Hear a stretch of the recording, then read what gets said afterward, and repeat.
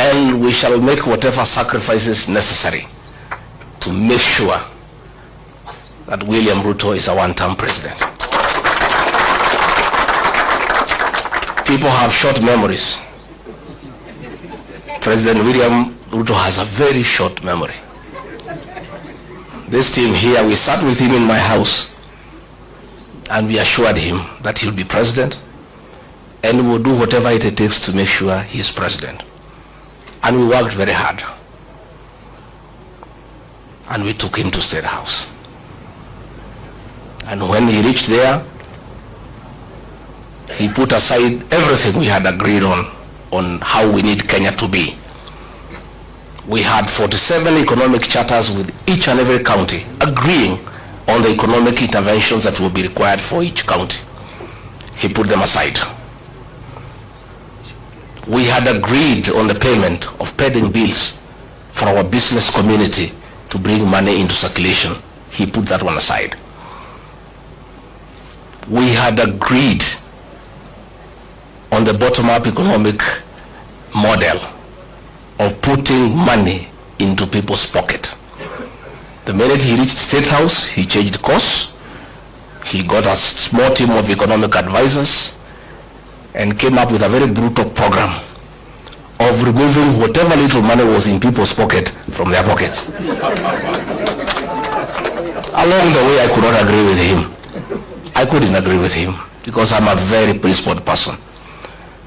And I told him, boss, we have lost focus. This is what we told the people of Kenya. We had assured the people of Kenya that we will never carry out evictions and demolitions that are inhuman. And when he made a decision to evict people from Nairobi River along the line, and the Nairobi River Commission was in my office and he asked me to lead that program, I told him I can't do it because it's against my principle. And he said, you must do it. When we had the Finance Bill 2024, I was a lone voice in cabinet telling him, listening to the people of Kenya, they will not accept this finance bill. And it will leave us with an egg on our face. He became intolerant. He became dictatorial. And the government that he leads is a one-man show. I can tell you today, all those ministers you see there, they are flower girls. I was the only man in that cabinet who could stand up and tell him, hey boss, no, this can't work. And that's why he needed me out, so that he can put a protege and other fellows just to say, yes sir, yes sir. It's a praise and worship choir for the president. And I couldn't fit in that choir. I couldn't fit in that choir, you know. And he is very bitter, extremely angry, very irritable, that for a whole 6 days he's just abusing me in Western Kenya. Gachagua is not a road in Webuye. He is not a hospital in Vihiga. He is not a water pan in Kakamega. He is not a slaughterhouse in Bungoma. President of the Republic of Kenya has gone to Western for 6 days, just talking about Gachagua, occasionally Kalonzo Musyoka, because he's bitter that his voting bloc, the one that made him president, the Mount Kenya bloc, is gone and gone and gone forever. And I told him, it is his own undoing. I told him, don't touch the mountain. See the Bible. You read the Exodus. I told him, don't. Many times.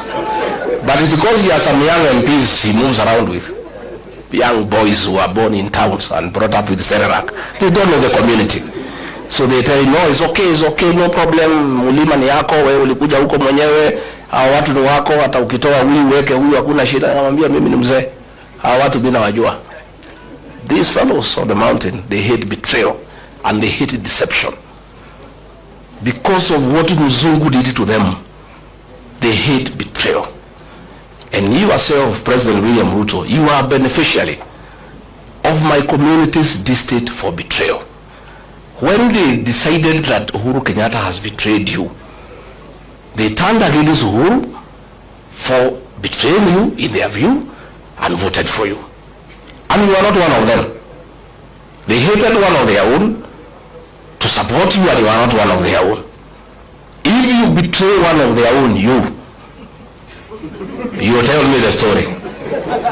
Today, as we speak, his messages of condolences are unwelcome in the mountain.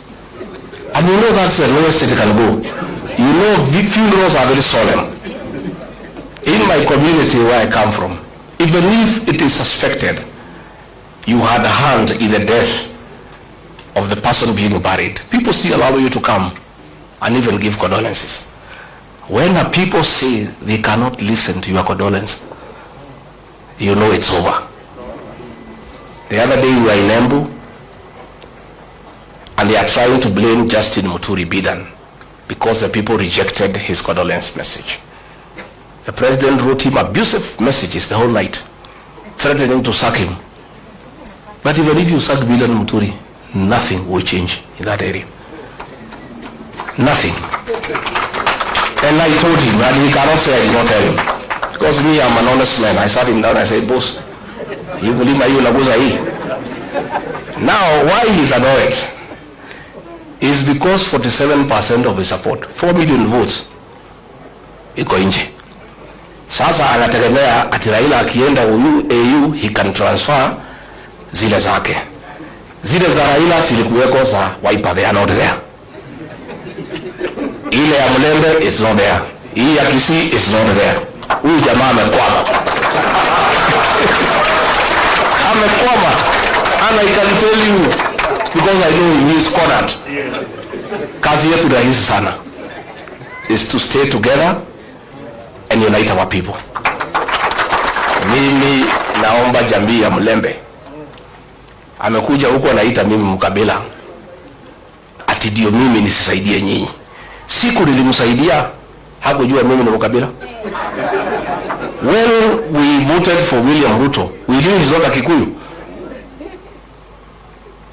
87% of my people voted for him. We knew he's not a Kikuyu. 13% voted for Raila Odinga. We knew he's not a Kikuyu. We had our own candidate called Wahira Mwaura. We never voted for him because we are not tribal. Saa hii ameona tunashikana na watu ya Wiper.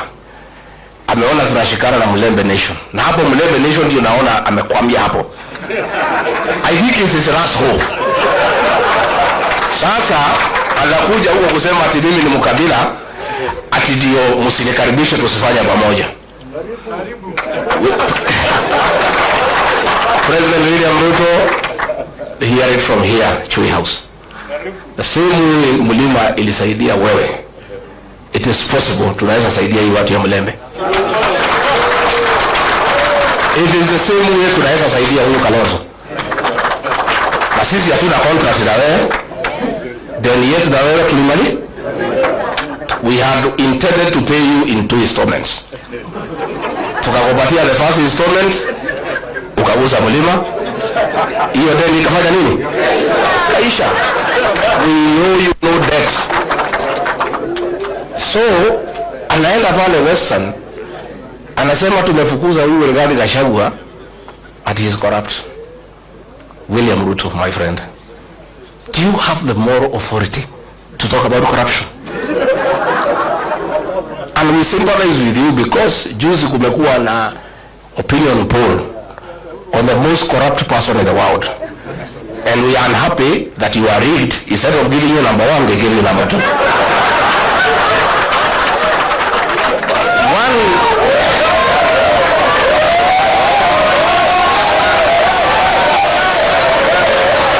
Let me say, I want to say, let me say, President William Ruto could not agree me to stay in government because I could not agree to corruption. The State House of Nairobi is the real center of corrupt activities. And there are two, watu wawili, moja anaitwa Adil na mwingine anaitwa Jayesh. These are the conveyors of corruption in this country. Na ndio watu wenye she and sha. Ndio wale watu ya Adani. Na hao watu wakija kuona rais, hata ukiwa deputy president kama minister, utamngoja hapo saa 5 akiongea na hiyo watu wakipanga hiyo mane. So Mr. President, be an honest man. Look for a mirror before you talk about corruption and look at yourself.